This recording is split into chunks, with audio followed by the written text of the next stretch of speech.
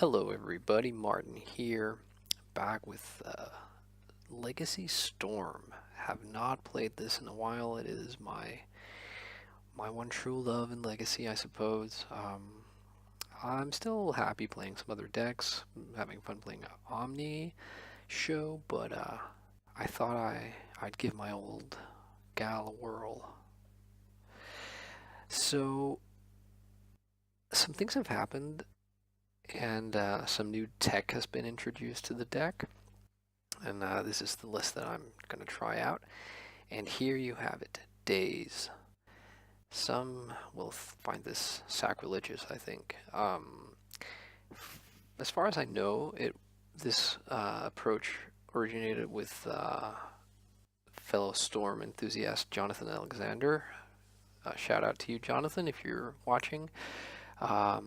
Back at GP Prague, Jonathan talked to me about how he had started testing Daze out of the sideboard, mainly for, if I recall correctly, the Death and Taxes matchup, but also, like, I suppose any matchup where you have to fear 2 or more converted mana cost permanent threats. So the theory is, against Death and Taxes, your opponent goes Plains Go, you go land cantrip, and then have Daze back up for their turn 2 Thalia. I think it has picked up a bit of steam. I haven't really been keeping too many tabs on the source, but from what I gather, some more people have been testing it, and a buddy of mine, Simon, and again, shout out to you, Simon, if you end up watching this, from my local game store, who is also a Storm enthusiast with a really sweet Japanese Storm deck. Simon has been wreaking havoc with Dazes in the main. So I thought that I would give it a try. Now, I have had a lot of issues finding room for the third Daze. I cut top and I cut a preordain / second tendrils from the main to find room for 2 Daze, but then I was just stuck, and I think for testing purposes, if nothing else, I want the third.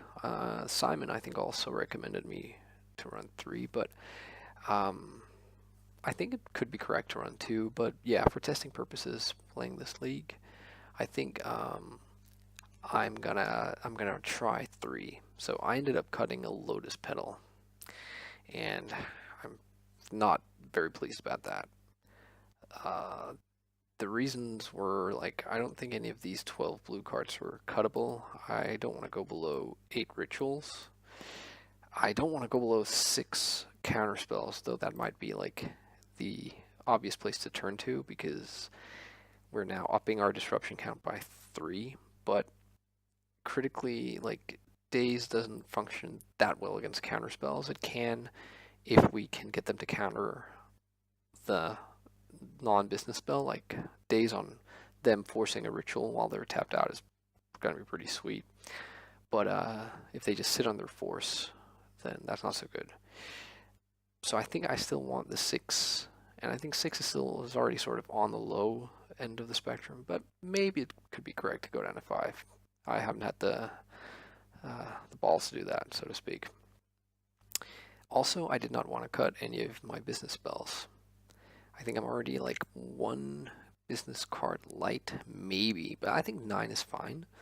Got the Grim Tutor here to synergize with Empty the Warrens. So it really ended up being I could consider cutting a land, but didn't really feel like doing that. So I ended up cutting the Petal, and well, we'll see how that goes, right? Sideboarding wise, I am still on my anti-miracles grind fest over here, although maybe just a tiny bit less. Selflessly so. Only 3 tendrils post-board, not 4. Got ad nauseum for the combo matchups and the fast matchups where we want that.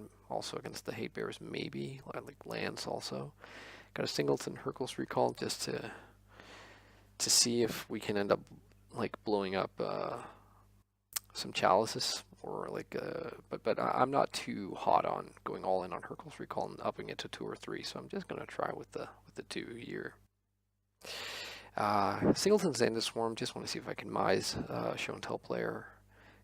probably bring in Flusterstorm there as well, and the Chain of Vapor, because it's always good to have outs to stuff like Leyline of Sanctity and whatnot. So with that said, let's jump into the league. See if we can find some action.